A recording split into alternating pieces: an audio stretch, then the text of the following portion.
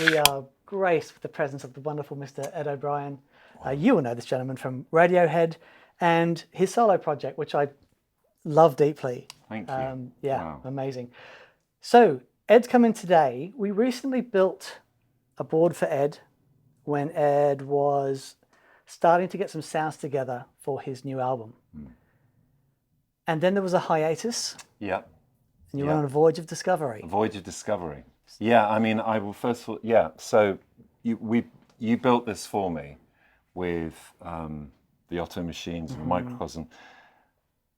And I hadn't really got into, this was all kind of speculative. Sure. And I realized if you're going to, it's not good to be speculative for a pedal board. You need to kind of nail it in, and a couple of things. So there was a bit of a hiatus and A-levels and GCSEs in the family. I hear you. And so during that time, you were building the pedal board. I think I got it back, but the pedal board wasn't in London. Pedal board was in my studio in Wales.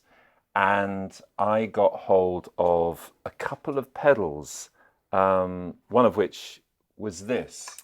Beautiful thing it is. So for those who don't know, this is the Soundgas, who are a company, amazing company, who you introduced me to. Right. This is their 636 Grampian Preamp.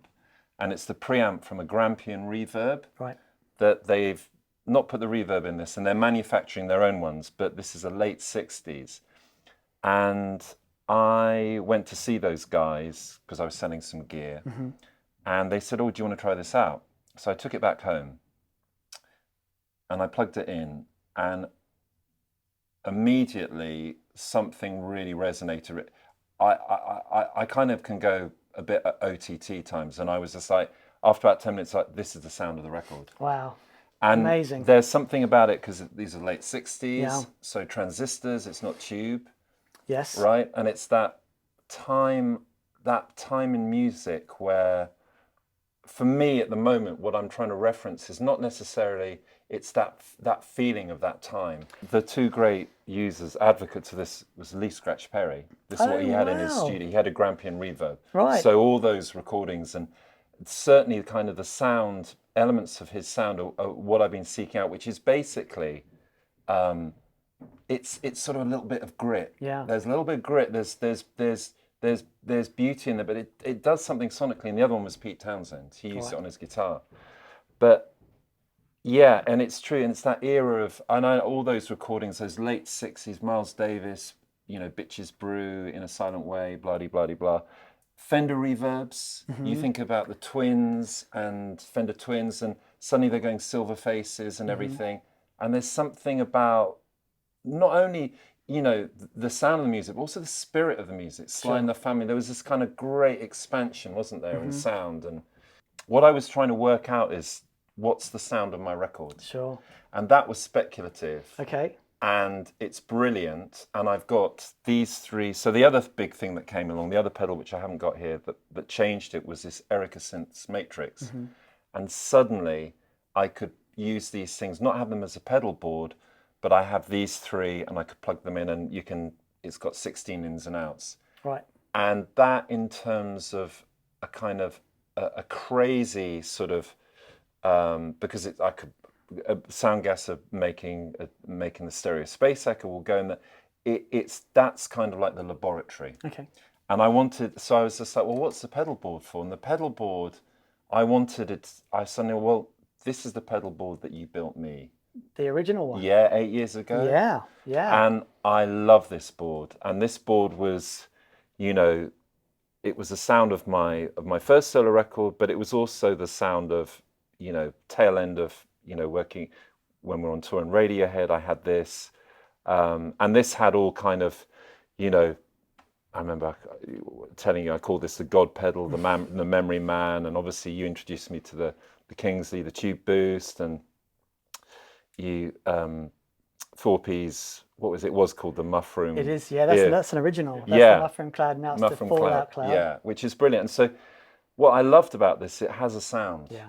You know, and it's particular to that record. And I still pull it out, and but I wanted to move on. And this record, in that late 60s kind of vibe and slightly psychedelic, but slightly distorted, slightly hairy. Yeah. I put together. I thought, no, this is brilliant, but I'm not using this. Sure. So that's when I made the phone call to you last week. Very, very nervous. No. No, because you put so much effort. You guys put some. It's a thing. It's a beauty. But the problem was I wasn't using it. Absolutely. And also, I think there's a portability thing. And I realised for me, I need to have something that's like this. That's like that. You put a top on it, you carry it, and away you go. Yep. Okay. So, in terms of getting this into something that you need to do the job, yeah, where do we go? Are we using any of this, or no. is it? So this is all gone. Okay. Yeah, all right. This is all gone. This is all gone. Okay. This is all gone. See you later. Bye. Bye. Bye. Ruthless. Okay. So this. First thing. Beautiful. Absolutely beautiful. Yeah. So I love that because it gives. Like I've been a fan of these EP3 boosts. Yep. And I've got another one that's coming on. But the other thing that's been revelatory is after 35 years of doing this, I've suddenly used smaller amps and letting the amps use the distortion. Beautiful. Which has taken me a while to work out, because what I've had before is I've had, big amps, sure, and you never get to the point where it tips in. So this is really interesting, right? Yeah. I think a lot of people would think you're in Radiohead, you're playing in the biggest stadiums and stages in the world. Yeah. Surely, if anyone can turn their amp up, it's you. No, I had. Right? So I'll give you an example. The last tour, I started off on the rig, and I'd gone out with 2 Fender Vibra Kings for wet and dry. Okay. Oh, no, I didn't. Sorry. I had 1 Fender Vibra King and I had the AC30 that you modded, that your mate modded. So that the AC30 was doing the wet and the Vibra King was doing the dry. Mm-hmm. Now, if I'm right, the Vibra King's a 3x10? Yes. Okay. So the Vibra King only starts getting really interesting around 3.5. Which is loud. Which is flipping loud. And, you're right. You would think on that stage, you could turn it up. I had the sound man saying to me, Jim, who's been with us forever, Jim Warren, he said, please, I can hear the amp from the stage in the middle of the arena. And I'm going like, and my tech Adam, Adam's like, listen, the amp only starts cooking at about 3.5. He's got to have it on there. And I'm caught between the two. And I said, I just want everyone to be happy. And I didn't throw a strop. So we turned it down, but it didn't work. So what I ended up doing was, because to get them to the sweet spot that I wanted, they'd have to be so loud. And I think it's different if, I remember standing side stage to U2 years and years ago, like 97. And the thing that you noticed, standing side stage was how loud they are on stage. Yeah. Like Edge has got his AC30s cranked because Larry, the drummer, is so loud as well as Adam's bass rig. And it's almost like the Who. So you can do it if you're a 4-piece. Yeah. And it's that it's rock. Exactly, that mountainous sound that they're after. Yeah. And despite what many people think, Radiohead aren't rock. We've had our rocky moments. You have rock moments? We have rock moments. They tend to be when we were younger.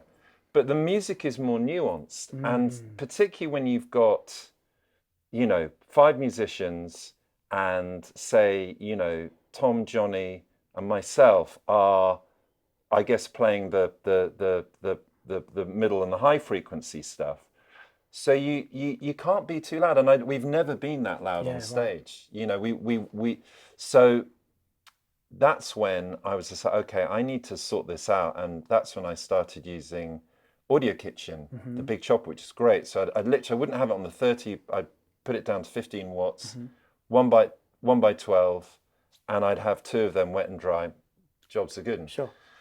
But they're too loud for the studio, right? Yeah, so, right. This is the other thing. So I like, you go to the studio, and so now I'm using an AC15 and Fender were amazing. They sent me one of their hand-wired deluxe reverbs, which is so incredible. Good. It's so good. So I've got the 2 of them, and they're still loud, it's still loud, but I've got them at the sweet spot. And so I'm now using, rather than there's no distortion pedal here.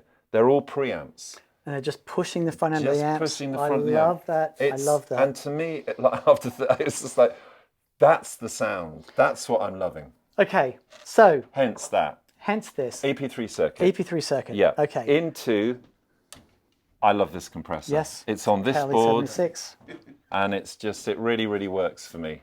And actually, you know, the permutations you can get just with those two pedals, like pushing a different guitar, it's extraordinary. So I need to debate with, this is the question. So I thought about putting that next. Okay. But because of the beauty of this, you can put it in and you can put them in any order. Absolutely. So if it was, you have to have the chain, I would probably do it, the H90 after that, and the 636 after the H90, because that's very digital. Sure. The thing that I always used to do in Radiohead was like, I do my homework. So I get a load of sounds pre-prepared, and I just go, okay, I've got 3 in there already. It's one of those things I'll never forget when seeing you, seeing Radiohead just on the telly the first time, and seeing you do your thing, knowing the pedals you were manipulating, and I was like, you really know what's going on with them. You really have done your homework. You're not just sat down messing around going, ooh. No.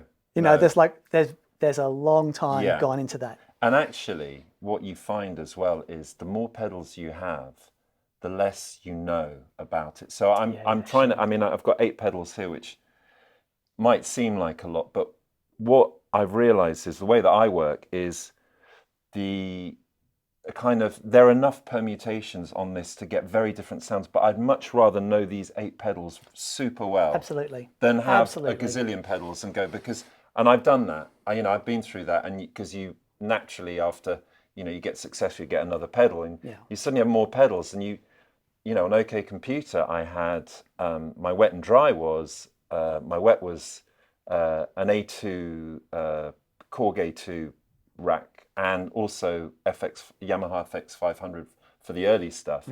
But literally on the floor, there was a governor pedal, there was a Boss DD5 delay, there was an MXR Phase 90, I think there was a Love Tone pedal, maybe the Meatball, the blue one. So awesome. Yeah, and that's when they were coming out around that time. But see, that DD5, that is the sound, that's the sound of that album. Yeah, and it's so weird. It's so funny that you realize.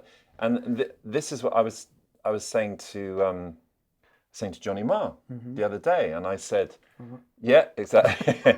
And we were chatting about this, and I said, how much, because he's got a huge guitar collection. He's bringing a book out about it. And I said, well, the first 3 albums up until OK Computer, we didn't really have a lot of gear. And I only had 2 guitars. I had a Rickenbacker and I had a Strat. But the good fortune of just having those things and the certain amount of pedals, you don't know what you're doing when you're 25. Sure. You're just like, oh, I want a delay pedal. That's the one that's there.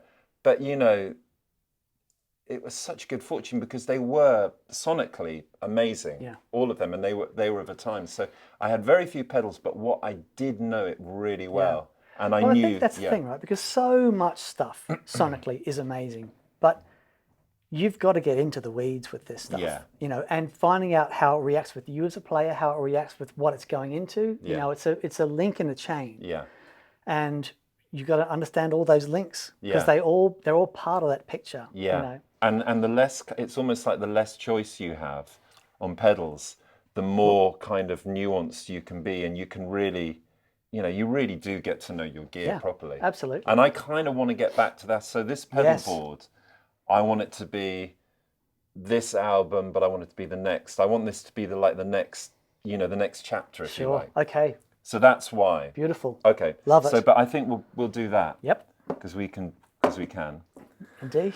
And then the next thing is this. Nice. I was wondering if this was going to show up. Yeah. So okay. That is, for obvious reasons, I mean, that's the thing that I missed off this. So I was putting that into that. Yes. The DL4, I think I got one of those when they first came out, and we were making Kid A. Right. And suddenly it was, Akai did a looper, the Head Rush, there was that one, and it became a thing, it became part of what I do. And again, this pedal on I don't use it on the delay, it's always on the looping. Looper. Yep. But the things I can do, and I've tried other loopers, and there's some fantastic loopers out there for pedal boards, but this is the one. So, how are you finding the Mark II? Well, I like it. Yeah. Yeah. I like it too. I think they've done a really great job. I think they're brilliant. They haven't changed the format of it. Yeah, and they've kept it. Yeah. It's like, because there's so much about the original that people love. Yeah. And they haven't messed with that. Yeah, They've just exactly. gone, here's some more stuff, and it's a little bit tighter, but Yeah. we know you love this. We're not Yeah. going to mess with that, because there would have been an uproar. Yeah. You know. And because I saw, I think someone was complaining about, well, it's a bit big, and they're like, well, you know, it is big, but that's what you need these 4 pedals. And I said to some other reputable looping companies who I've had contact with, and I said, this they got it right. They've got the record in there, the play, they've got the one hit, and then they've got the half time and the reverse thing on that, and it becomes so intuitive. Sure. So I use that a lot, and I've really missed that. So I wanted that on my board because again, in terms of if I use that with a sustainer as well, you can build up kind of huge sort of banks of sounds, or you can big pads. Yeah. So so I love that. Fantastic. Then This is awesome. So I grabbed one of these when it came out. I was in Japan looking for, actually I've got the one over here. It is here, isn't it? What's that one? This one. That's the one. So that's the digital sampler delay. Oh yeah. It's basically a Wow. DD3. Yeah, with a sample. With yeah. Oh my God. But like very few people know about these, and you can still get them for not crazy money. Yeah. Whereas for now, but like an original DD3 is like, come on, you know. However, when they brought out the DD3T, which is basically it's the DD3T circuit, a DD3 circuit but with a tap tempo. Brilliant. And it's just when they release stuff, and you know, like the Wazza versions and the really important things, man, they do a great job. They are amazing, and I've got so much love for Roland and Boss. Yeah. I just think as a company, you know, all their synths are drum machines. Yeah. You know, I've got so much Roland gear, and this was the DD3 was the first pedal I ever bought. You know, back in '85. Wow. So, and I don't know whatever happened to it. And it's got that sound. So it's got that sound that I love the sound of early digital technology. Yes, yeah. You know, because I remember like early band practice, you know, very, very early Radiohead when we called on a Friday. A friend of mine had the half rack version. Oh, they're fantastic. The Boss, they are incredible. They're fantastic. And I used to use one live around the time of OK Computer, like on Karma Wow. Police, like to get the delay in it. There's a sound to these units that is just magic, and this thing is brilliant. And you know, the thing about that, I mean, you know, someone might look at this board and go, hang on a sec, you've theoretically there's another delay coming, this isn't the end of the day, we've got one that does delays, I wouldn't use these for delays. No. I might, you know, go into the comb delays or something, but again, I'm not into the sound of those delays. That's a specific job. Yeah. Doing like you can experiment with it and see how broken you can get things happening in that. Yeah. I mean, yesterday I did actually. I was just like I've been playing with this as a thing as well, and it was so interesting because I was all I kind of got my pedals down. I knew that was going to be in. I wasn't sure about that. I knew that was. I wasn't sure about that because I thought, well, maybe I could, because I love the Otto machines, because basically Otto machines is the same sounding kind of thing. Sure. The delay. Yeah. That 12-bit thing. Exactly, Yeah. 12-bit thing.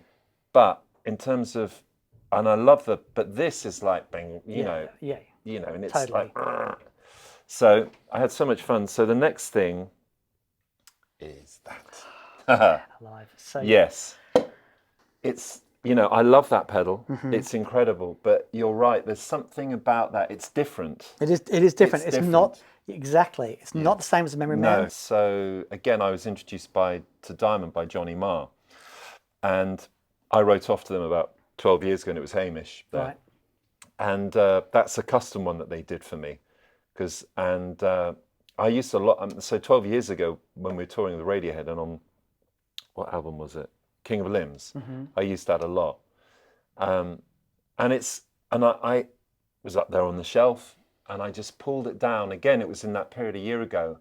And it was suddenly, the way that it worked with that, it was suddenly like, oh my God, this is like a unique sonic palette. And this, which is as important, but probably more important, is I just felt it was just like, okay, that's the sound. So I've been putting the Rhodes through these two as well. I've been playing with a friend who's an amazing Rhodes player, putting the keyboards through them, and it's just magic. And I think the thing that I love about this so much is the EQ on the feedback, which is different to that, which suddenly, you know, it's just a beautiful pedal. And I was really gutted to hear that during lockdown that they went out of business, but it's being resurrected. It's being resurrected. Yeah, it's being resurrected by the good people at Solid Gold Effects. Yes. Yes. SGF. Cool, yeah. So the last thing, but I'll bring this in later because I just threw. So right at the end, I've been using this a lot. I used this on the last Radiohead tour, on my own tour when it started. We were using this. So this is the last thing that I put in the signal chain.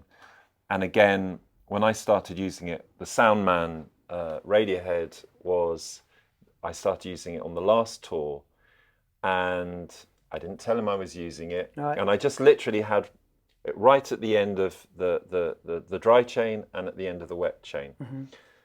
And I liked it because again, it sounded good, and it's that EP3 Preamp. And the soundman, after the first sound check, he said, "Your sound." He said, like, it's just, what have you done to it? Because it's, you know, he very complimentary, says always good, but it just sits in the mix, like. Wow. And I said, oh, funny you should mention it. It's these preamps, and they said, Catlinbread said they view it more as this is the modern version. This is the newer version. They stopped making it like that. But they do sound a little bit different. Yeah. That one is more nuanced, I think. Okay. And it's got more possibilities. So, but I prefer it. I prefer this one at the end, and I like that one at the front. Okay. Great. Okay. Well, we have enough to be cracking on with. Thank you. Thank you. No, thank you.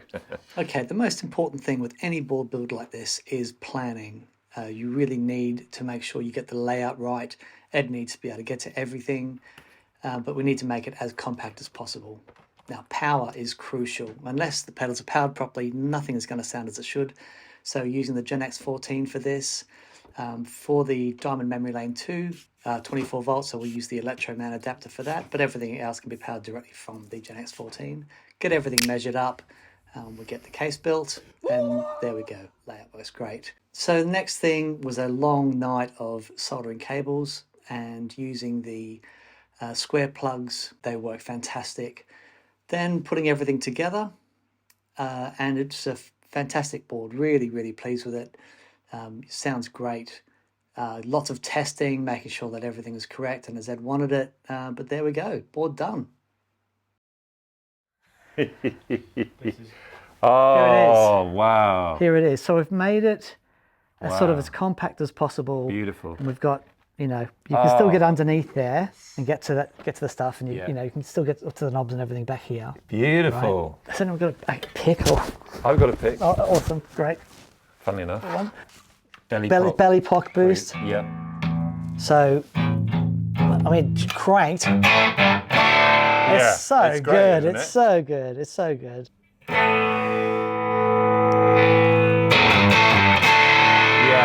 Yeah. It's great. Amazing. And what's it like when you roll off some of the volume? Is it like a fud face? Yeah. It's got a character as well when you roll it off. Yeah.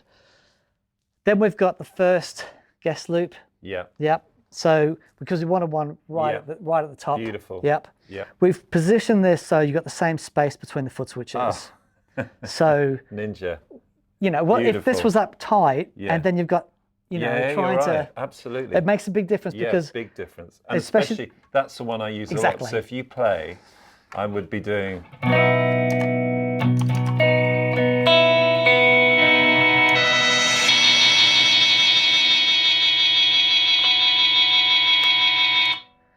so lots of that fast stuff. Yeah. So good. Yeah. So good.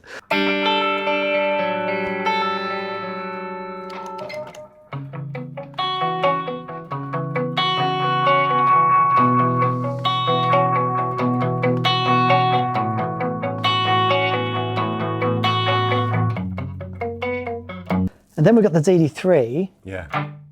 Great. So You got it on a nice.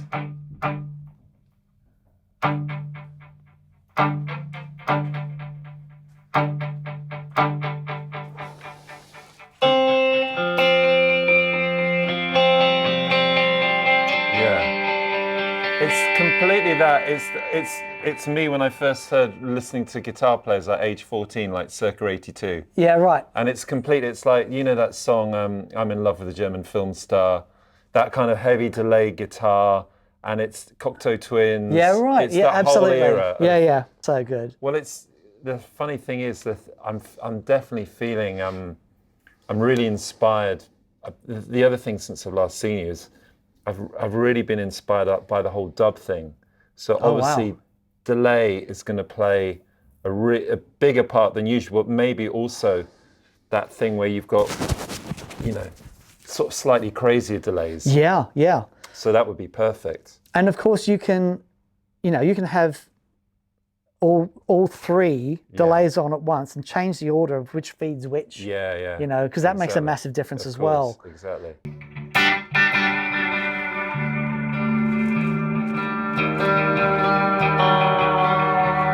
Yeah, it's really nice. Yeah.